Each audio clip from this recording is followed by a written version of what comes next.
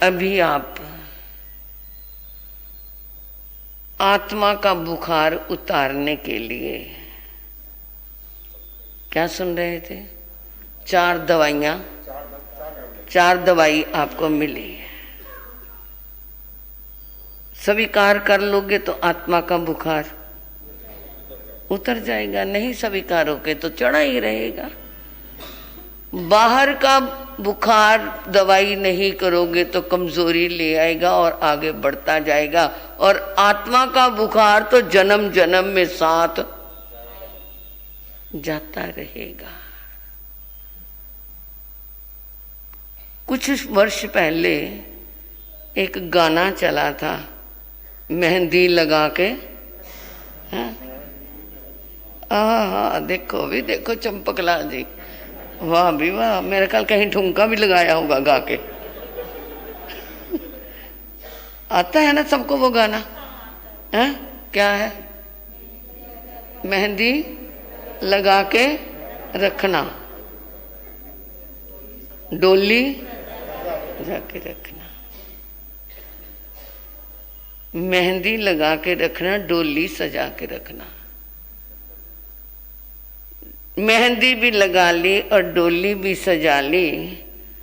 अगर उस डोली सजाते सजाते मन में अपने अर्थी भी सजा के, ये ख्याल कभी आया? आया कभी ख्याल? अर्थी सजा के रखना।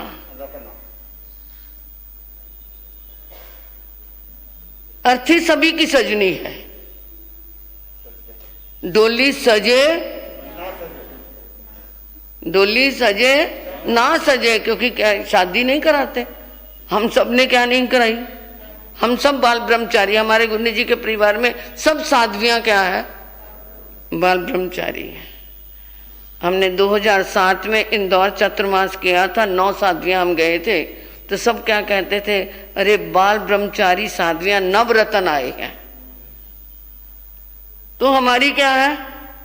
डोली तो नहीं सजी, अर्थी तो, परंतु हमने तो अपनी अर्थी भी नहीं सजानी, क्योंकि हमने अपनी बॉडी डोनेट की हुई है, अपनी बॉडी को दान किया हुआ है कि हमारी इस मरते हुए भी हमारे को कोई क्या ना लगे, रंभ समारंभ ना लगे। क्या है इस देह का? ये क्यों अर्थी पे लेके जाते हैं, क्यों जलाते हैं? क्योंकि इसको खत्म करना है, नहीं करेंगे तो कीड़े पड़ेंगे, कीड़े पड़ेंगे और भी क्या है, अरम सरम होगा। तो इसको क्या है, खत्म करने के लिए जलाते हैं। तो इसको क्यों ना डोनेट किया जाए मेडिकल में जाकर के किसी बच्चों के। तो जो क्या है, अपने जीते जी अपनी अर्थी को सजाने के लिए मन में सोच लेते हैं वो पाप मार्ग से। अभी छोटी साध्वी विपुल जी ने कहा था ना पाप, तो जब अर्थी को सजाने का भाव आ जाएगा तो कहाँ आ जाएंगे हम? अरे मरना तो है, क्या करना है? उस समय क्या है, जब अपनी मौत याद आ जाएगी तो इंसान पापों से, मौत याद आती है, आती है। जिस समय किसी पार्टी में गए हों और क्या बढ़िया से बढ़िया, बढ़िया से बढ़िया प्लेटों में चटपटा मीठा रस ले रहे हों, उस समय मौत की याद आती है? उस समय नहीं आती ना। और जिस समय डोली सजी है उस समय भी तो, परंतु क्या है फिर, सुख में तो आई नहीं। और जब क्या है 5 डिग्री बुखार चढ़ा हुआ हो, उस समय क्या कहते हैं, अरे बेटा जाके जरा स्थानक में से महाराज साहब को बुला ले, मेरे को पाठ ही सुना दे, मंगल पाठ सुना दे। उस समय किसकी याद आती है? तो जब डोली सज रही हो उस समय अर्थी सज जाए, मन में भाव आ जाए कि मुझे क्या है, ये बाहर का सारा चल रहा है, इस कार्यक्रम में मेरे को क्या है, सिर्फ बाह्य तरीके से रहना है, अंतर मेरा क्या है उसको याद रखे। तो फिर वो क्या है, फिर उसको क्या है, पापों का डर नहीं है, क्योंकि वो क्या पाप करेगा ही नहीं। जिस समय उसे अपने मौत याद आती रहेगी हमेशा। राजा जनक को क्या कहते थे? आज भी क्या उनके नाम के साथ क्या लगा हुआ है? राजा जनक के शब्द साथ में क्या लगा? विदेही। विदेही जनक राम। राजा जनक विदेही है, यानी देह में नहीं रहते। रानी ने पूछा, आपको विदेही कहते हैं, आपको क्या अपना मजाक नहीं लगता? आप क्या है, खा भी रहे हैं, पी भी रहे हैं, हमारे साथ रह भी रहे हैं, हमारे साथ क्या है, हंस खेल भी रहे हैं और राजपाट भी चलाते हैं, फिर भी आपको क्या है, विदेही कहते हैं? ऐसा क्या है? कहते लोग कह रहे हैं, मुझे क्या। इसका जवाब मैं फिर दे दूंगा तेरे को कभी, क्यों कहते हैं लोग मुझे विदेही। दूसरे दिन ही उन्होंने क्या है, एक पर्ची पे लिख करके स्लिप भेजी रानी को। राजा ने फांसी की सजा 4 बजे देनी है। कितने बजे? 4 बजे तुझे फांसी की सजा मिलेगी। राजा को तेरी कोई गलती नजर आ गई है। रानी तो गई, अब उसे अपनी अर्थी याद आ रही है। अब वो उसे अर्थी को याद कर रही है।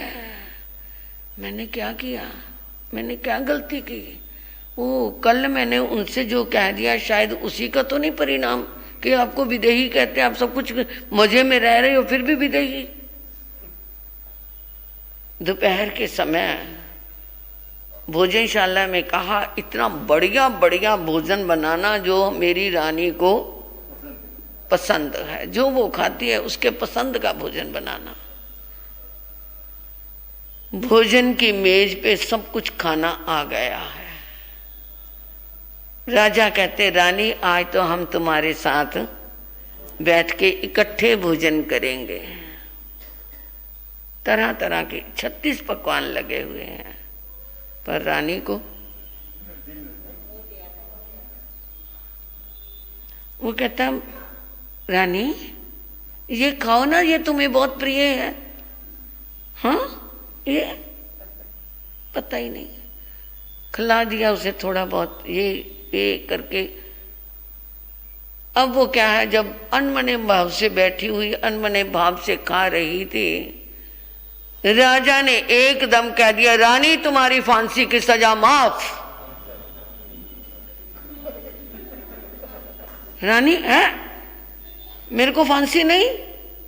अरे महाराज, ये इतना भोजन किसके लिए बनाया? भोजन तो पहले भी था, तेरे सामने ही था, पहले था यहाँ पे भोजन। अरे तुमने चखा भी था? पता नहीं महाराज, मैंने चखा था या नहीं चखा था। भोजन वही था, रानी भी वही थी, राजा भी वही था, परंतु पहले क्या याद आ रही थी? इसलिए कहते हैं डोली सजा के रखना, तो साथ में अर्थी को भी याद रखना, ताकि मरने के टाइम इतना दुख, पहले ही भाव बने होंगे तो फिर दुख, उस मरने का दुख नहीं होता। फिर तो वो क्या कहता है, जिस मरने से जग डरे,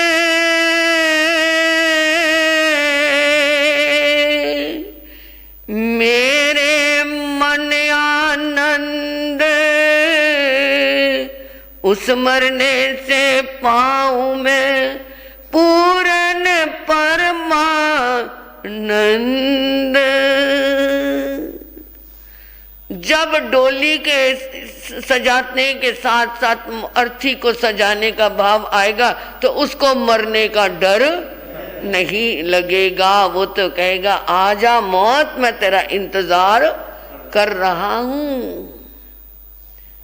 मैंने अपनी जिंदगी में ऐसा कोई कार्य नहीं किया जिससे मुझे मौत का डर लगे। मैं मरूंगा तो मुझे क्या है, आनंद ही आनंद है, वो मौत से घबराते नहीं है।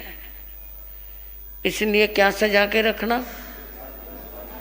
आप कहोगे महाराज जी हमें अर्थी की बात बता दी, परंतु ये अपने लिए अच्छा है। जब भी कोई क्या है, किसी में आप अच्छा मगन होना चाहो, तुम्हें बहुत रस आने लग जाए, चाहे खाने में, चाहे पहनने में, चाहे ओढ़ने में, चाहे खेल तमाशे में, चाहे टीवी देखने में, चाहे क्या है बहुओं के साथ बैठने में, चाहे बेटों के साथ व्यापार में, धन आ रहा है, रस आने लगे, उस समय किसको याद कर लेना कि किसके लिए क्या ये साथ जाएंगे। ये उस समय क्या है, ये स्वार्थ का पहरा है। स्वार्थ का क्या पहरा हमारे छाती पे हमेशा रहता है। जिस पिता को बहुत प्यार करते हो, पोते बाबा को प्यार करते हैं, बीमार हो गया, 4-5 साल हो गए हैं और वो उसकी बीमारी ठीक नहीं हो रही, तो सब क्या कहते हैं, अब तो हाँ, अब तो छूट जाए तो अच्छा है। और 15 दिन में ही क्या है, पोते की शादी का मुहूर्त निकल आया और बाबा मरने वाला है, तो फिर क्या कहते हैं, 15 दिन तो निकल जाए। क्या है भाई ये क्या है, स्वार्थ है। जिसको कहते थे ये छूट जाए, अब वो कहते हैं उसे 15 दिन तो निकल जाए। ये स्वार्थ है, कोई अपना नहीं है, स्वार्थ की सारी दुनिया है। डोली और अर्थी में अंतर क्या है, एक डोली चली, एक अर्थी चली, फर्क दोनों में क्या है बता दे सकी।